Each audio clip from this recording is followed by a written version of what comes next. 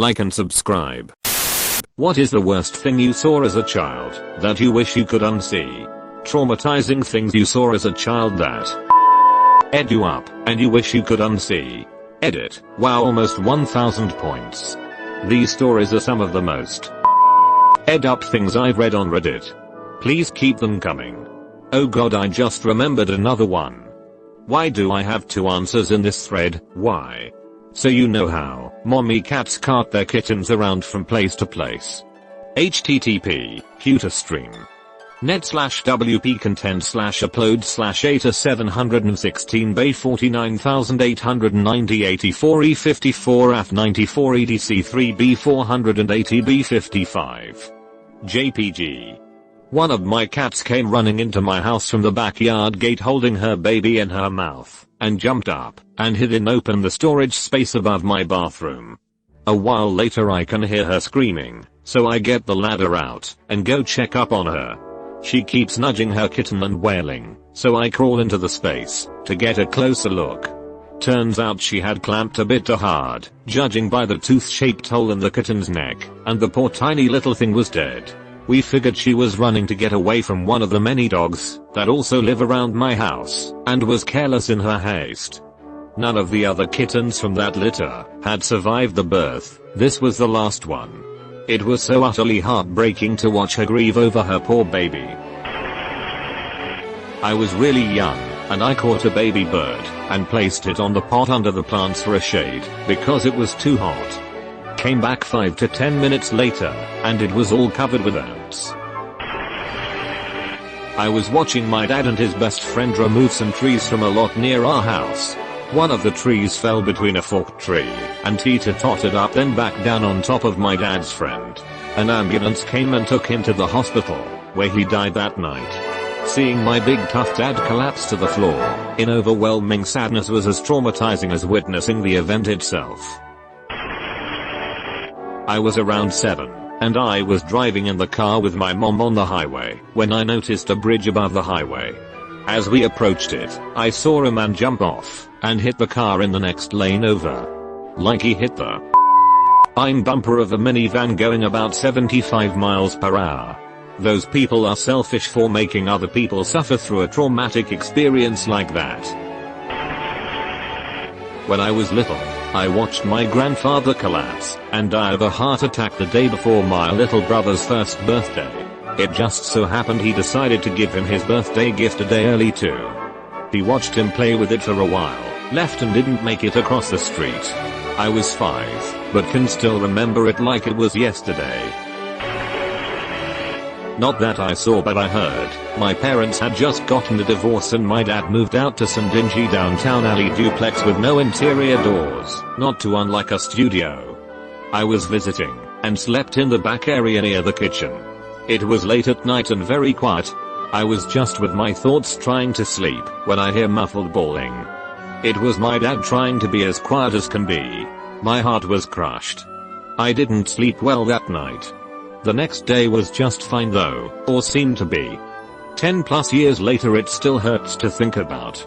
After my mom told my dad she wanted to get a divorce, but before the paperwork was done, and before my dad had actually moved out, I walked in on him in the garage, crying.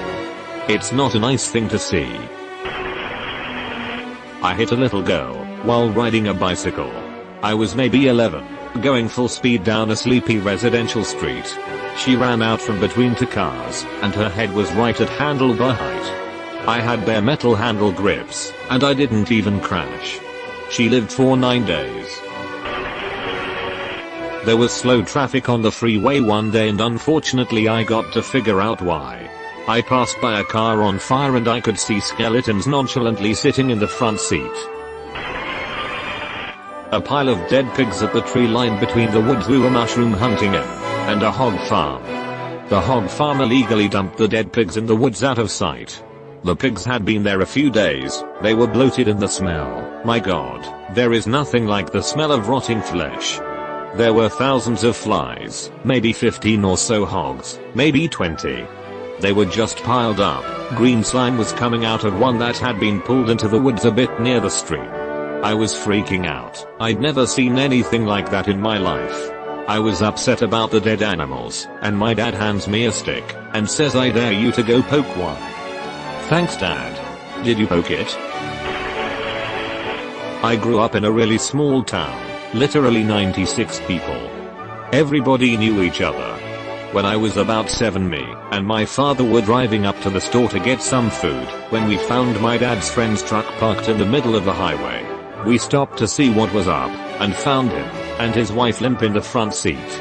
There was something gooey and red dripping down from her hair.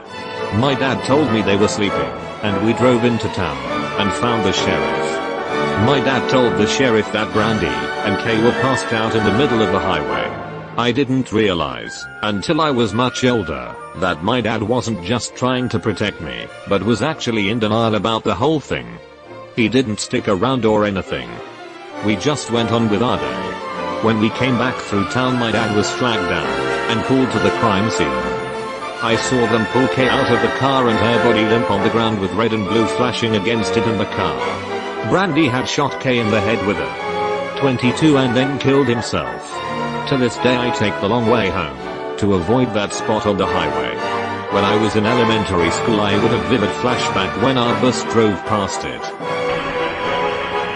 When I was 5 I pulled a dead kitten out of my neighbor's toy chest. Neighbor was only 4 and had put the kitty away like it was one of his toys and the poor thing suffocated. This head me off more than most of them. New pets, especially babies, need constant supervision. I would never ever leave a 4-year-old alone with a baby animal. What kind of parent lets that happen?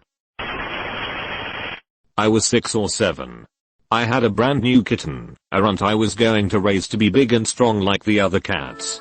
One day I couldn't find him, and stepped outside just in time to see my dad's truck tire roll backwards over his head. I didn't have time to stop him. It was like a balloon popping, and remains my most vivid memory of that time. I noped right after. A runt **** I was going to **** raised to be. I walked in on my dad raping my older brother when I was 4. I didn't understand what was happening.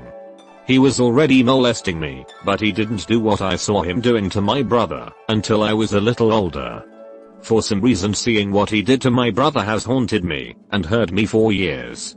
That's enough internet for me, and it's only 9 AM. Urine in my face. Did you at least get paid and have your bedding changed? Tell me you got the $300. My brother and I got into a golf cart accident when we were younger. I found him passed out at the bottom of the hill with a small pool of blood beside his head. We're all fine though. Jesus, I thought he died before that last sentence. My mom beating the out my father. If that wasn't terrifying enough, she then cut all of the crotches out of every pair of jeans he had. Please elaborate on the crotchless jeans. A mother cat eating her still alive kitten. Apparently they can sense if one of their kittens is deformed and eat it instead of letting it live half a life. Also, if the mother cat is malnourished, she will eat the runt of the litter so that she is better equipped to feed the others. Still ongoing, but my grandfather slowly losing his ability to care for himself. Oh, vertical bar, he used to ride horses with us and he could fix everything. Now he's afraid of the shower head and doesn't remember who I'm at all. My dad says he'll probably not make it to Christmas. At my friend's 7th birthday party she wanted to show us a video of her at Disneyland or something, but she couldn't find the remote control to fast forward to that part, so we had to watch what was on the beginning of that tape. It was a video of my friend being born, from the front view. I was 13. I had 2 guinea pigs that are left in the care of my grandparents while I was on a week-long summer holiday with my parents. We got home, and my gran told me to go and say hello to my 2 boys. I lifted up the lid of their cage and patted Piggy on the head when I realized they were cold and not moving and had ants crawling out of their eyes. I screamed and cried and have hardly spoken to my gran since. When I was a kid my neighbor moved away and left his elderly dad alone to have the house to himself, but that old dude couldn't take care of himself at all. Thus neighbor paid me $20 every week if I mowed the lawn and checked on old dude. For a 12-year-old, that was glorious coin. Anyway, every week I'd mow the yard, knock on the door, make sure he wasn't dead, collect my money, go home. One week I knock and nobody answers. I thought, I'm about to see an old dead guy. I open the door, call his name a few times, nothing. It was when I investigated an envelope full of license plates that I heard movement. The bathroom door creaked open and this fat pot-wrinkly naked old dude comes shuffling out. Aside from him being a naked old fat guy, which would be horrifying enough, through a thatch of ancient pubes a tiny sparrow egg was sputtering onto the wooden floor. In addition to that, he had clearly gotten up from taking a fiery dump, as he had brown water all over his legs and gooey feces mushed into the hair on his legs, and the smell was overpowering. I went outside to retch as he shouted at me about not touching my license plates. He came out onto the front porch and continued to jab a gnarled finger at me, each of his eyes pointing in opposite directions. *THE prices, RIGHT intro theme playing in the background at an incredibly unreasonable volume as the pungent smell of his sickly defecation stained my brain cells. Bonus story, after another week of mowing his yard, I checked on old dude again. Assured he was fully clothed, I came inside when invited, and he informed me had a favor to ask me. He wanted me to go down into the basement. Bracing myself for potentially having to clock this weirdo and booking, I headed into the dank, single light basement from the exterior cellar door. With a crooked finger he gestured to a pile of in the corner that needed to be put into garbage bags. Most of the in question was old paint cans, long since expired chemical cleaning agents, bleach, etc etc. Ran home, grabbed glove/mask, and proceeded to bag all the rusted out cans and dripping bottles of age-old filth. Now what? I asked him as I hauled these heavy bags into the driveway. In that truck, he wheezed, indicating his primeval black mobile. This truck was from the early 80s, probably ran on some combination of diesel/child blood, and emitted a noxious black smoke. After some hesitation I carefully placed the garbage bags holding the equivalent of Captain Planet's kryptonite into the truck bed, hoping faintly that would be that, and I could go home and play Star Fox. Wrong. Old dude grumbled something about getting in. Hopping onto the funky smelling passenger seat was one of the worst decisions of my young life. He hadn't had his driver's license for a solid decade, and probably hadn't driven in as many years. I know this, because he didn't stop at any lights or signs, never signaled, and was going a solid 20 miles per hour over the speed limit on busy streets. I prayed to get pulled over. Multiple times I thought I was going to die as we veered through busy intersections, angry drivers screeching and honking their horns, shouting profanities. I was crying manly 12-year-old tears by the time we finally got out of town. Then another thought came to mind. He's taking me out to the country. Is he going to kill me? Are those chemicals in the back intended to dissolve my remains? Old dude was a manic, twitchy. Anything was possible. When he pulled over I was grateful to see a farmhouse about 150 yards away. We had stopped near a drainage ditch on some farmer's property. He told me to grab the bags and throw them in the ditch. I was young, terrified, and knew of no way to get back to town, so I threw the reeking corruption into that poor drainage ditch. I was probably responsible for the extinction of some rare bird or something. Anyway, old dude got a huge laugh out of this. He might have known the farmer for all I knew. I survived the 90s equivalent of Mr. Bones while dragged back through town and ran home, clutched my SNES, and refused to do house checks for him again. As far as I know his son finally moved him into a dumpy apartment where he lived out the rest of his days being a weird old. He gestured to a pile of in the corner. Was getting a different message from that until you elaborated on its contents. When I was 8, I was staying at my grandparents' house. I had to use the bathroom, and the door was open, so I figured nobody was in there. Somebody *WAS* in there. It was my fat grandpa.